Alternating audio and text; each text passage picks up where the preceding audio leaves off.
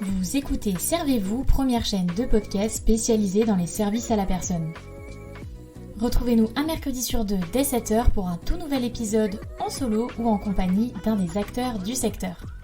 On y parlera actualité, témoignages d'entreprises ou encore décryptage de thématiques. Co-animé par Coralie et Capucine, Servez-vous est propulsé par Aladom, site de mise en relation dans le secteur des services de proximité entre particuliers et professionnels. Rejoignez l'aventure en vous abonnant à notre chaîne Servez-vous ou en nous rejoignant sur Instagram. Bonne écoute! Hello à tous, on se retrouve aujourd'hui dans un nouvel épisode où je suis en compagnie de plusieurs interlocutrices qui représentent à domicile.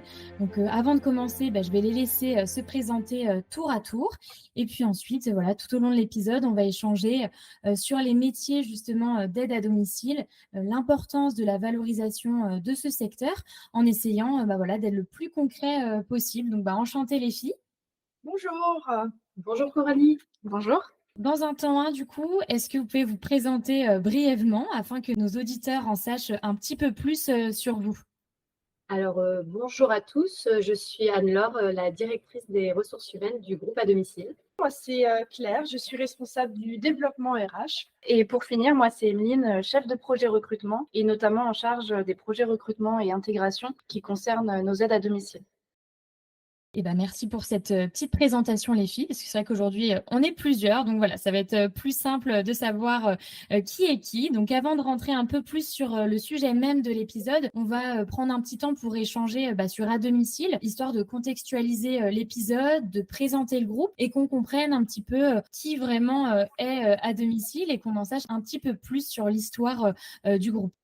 Le groupe à domicile, il représente aujourd'hui 2 marques sur le territoire français qui sont Azaé et Dom'Alliance pour un réseau environ de 260 agences.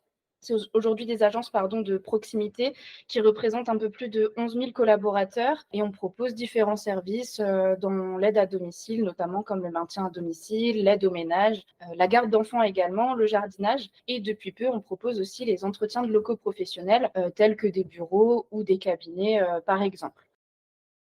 Le groupe à domicile, on souhaite mettre l'accent quand même sur la relation de confiance, notamment avec nos clients, mais aussi avec nos salariés. Et on accorde aussi une grande importance à l'écoute de leurs besoins.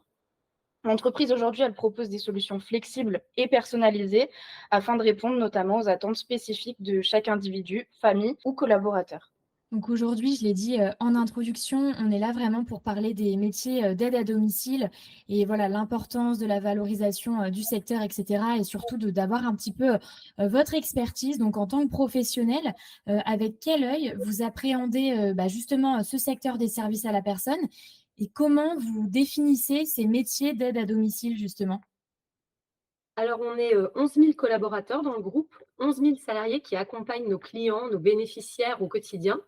Et nos clients, ils sont tous différents, ils ont des besoins différents et des besoins qui évoluent avec le temps aussi.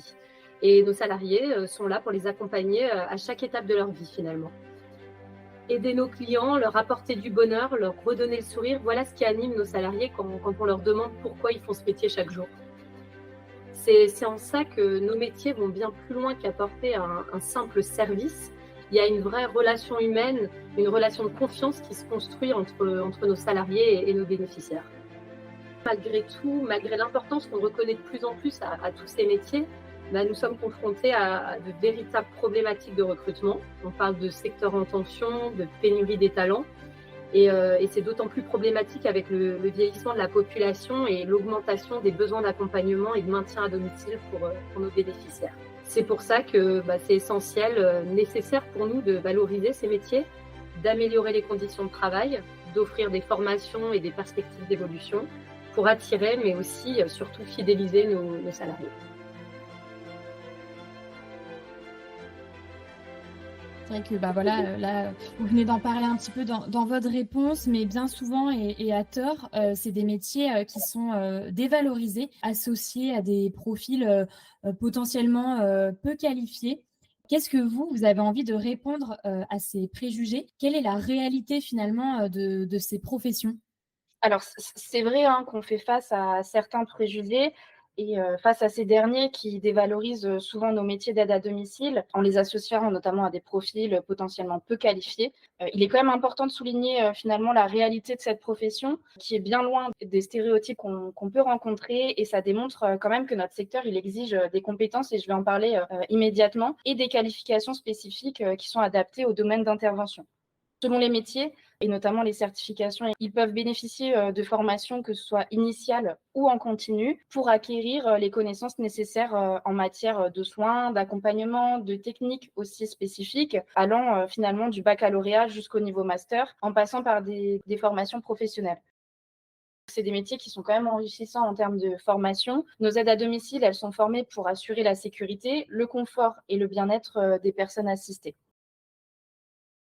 Ces professionnels, ils doivent faire preuve d'empathie, de patience, d'écoute active, donc pas mal de savoir-être finalement pour comprendre les besoins et les attentes des personnes qui sont assistées.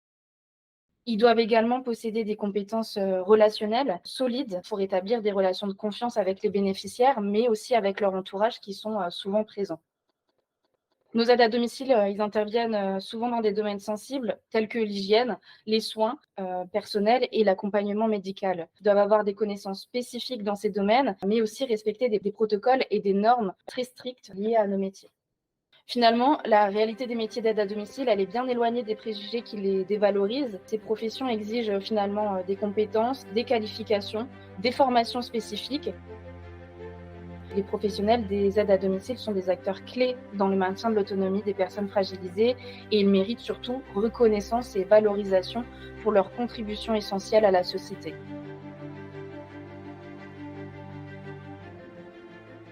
Et c'est vrai que pour nous, c'est un des objectifs de toute façon, de cette chaîne, Servez-vous, c'est vraiment de mettre en avant, des métiers, qu'on a tendance un petit peu, à sous-estimer et de remettre un petit peu, la lumière justement sur le la réalité, de tout ça. Et justement, est-ce que vous avez des retours de salariés, qui vous ont partagé leur expérience, qu'elle soit bonne ou mauvaise, hein? L'idée, c'est pas non plus, de changer, la réalité. Nous, on veut vraiment, avoir, des faits concrets, on va dire, mais j'imagine que ça vous permet, en ayant leur retour, de comprendre véritablement les métiers et toute leur complexité finalement. Alors oui, effectivement, hein, nos salariés nous font des retours, mais ça commence finalement dès le recrutement, dès l'entretien d'embauche, avant même que ce soit nos salariés. On en parle en entretien de recrutement, par exemple, où ils nous font part de leur expérience et du coup, effectivement, de ce qui ils savent ce qui leur attend finalement, ce qui les attend, pardon, pour la suite. Ensuite, on les consulte régulièrement lors de leur intégration chez nous, pour leurs premières prestations, par exemple, ou alors quand ils accompagnent quelqu'un qui a des pathologies vraiment lourdes. Donc, ils nous font vraiment des retours aussi sur finalement nos bénéficiaires très, très personnalisés. Comme le disaient Anne-Laure et Émile tout à l'heure, il y a une relation de confiance qui se crée. Et donc, on a effectivement des retours sur leur vie et sur leurs habitudes. Et on va finalement bien au-delà d'accompagner seulement sur des gestes essentiels du quotidien. On va aussi proposer à nos collaborateurs de nous faire des retours assez régulièrement dans l'année, que ce soit aussi sur la relation avec les bénéficiaires, mais sur leurs conditions de travail de manière générale. Et c'est vraiment ces retours tout au long de l'année, et peu importe si ce sont de nouveaux collaborateurs ou des anciens, qui nous font comprendre vraiment la complexité des métiers et de nous ensuite de pouvoir s'adapter en conséquence. Avec cette vision-là, justement, est-ce qu'il y a des solutions, que vous avez mis en place chez à domicile pour un petit peu contrer, toutes ces difficultés? Et quelle est l'approche que vous avez du coup, dans le groupe? Et si je peux aller encore plus loin, quelles sont vos valeurs? Alors oui, face à ces enjeux et ces constats, on a plusieurs leviers qu'on a mis en place au sein du groupe à domicile. Alors le premier levier, c'est vraiment la formation et le développement professionnel, hein. On offre l'opportunité à nos salariés ou même à nos futurs recrues de se former, que ce soit en apprentissage ou en étant salarié en CDI, mais de quand même préparer un diplôme, donc le titre d'assistant de vie aux familles, un diplôme reconnu par l'État, ce qui permet aussi de contribuer à leur employabilité de manière générale.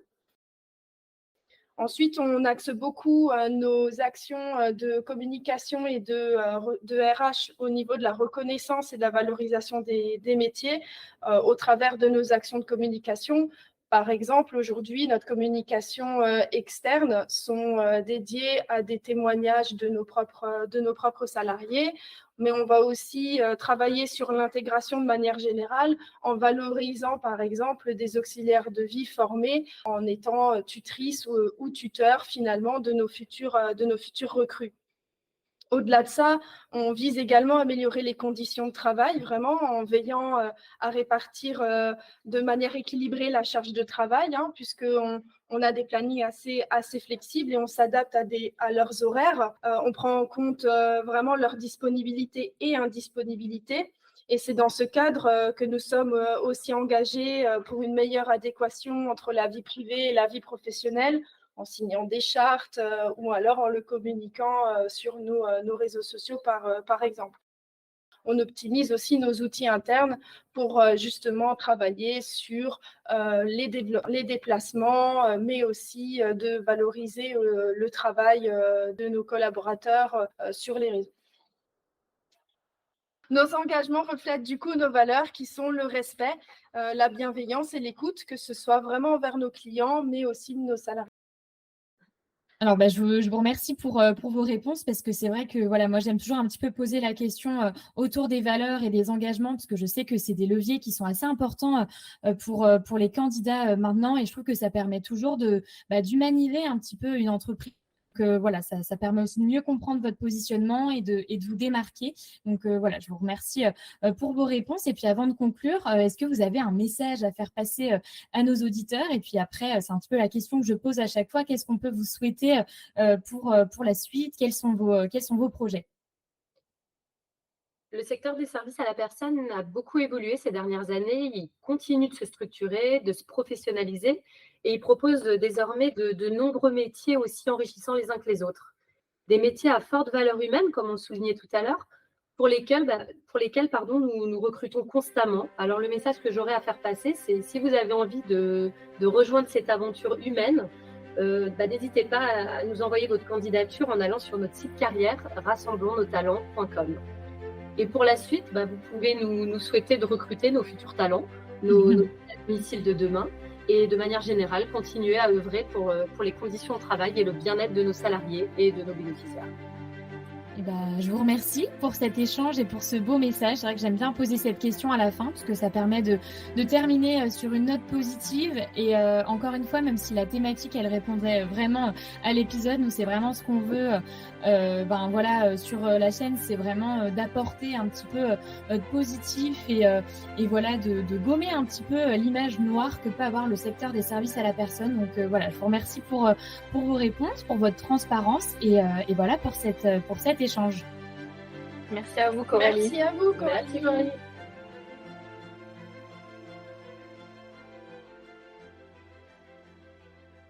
Et voilà, cet épisode est désormais terminé. Comme d'habitude, j'espère qu'il vous aura plu. Et encore une fois, comme d'habitude, j'ai pris beaucoup de plaisir à le faire. En tout cas, je vous dis à très bientôt pour un prochain épisode. Et d'ici là, prenez soin de vous.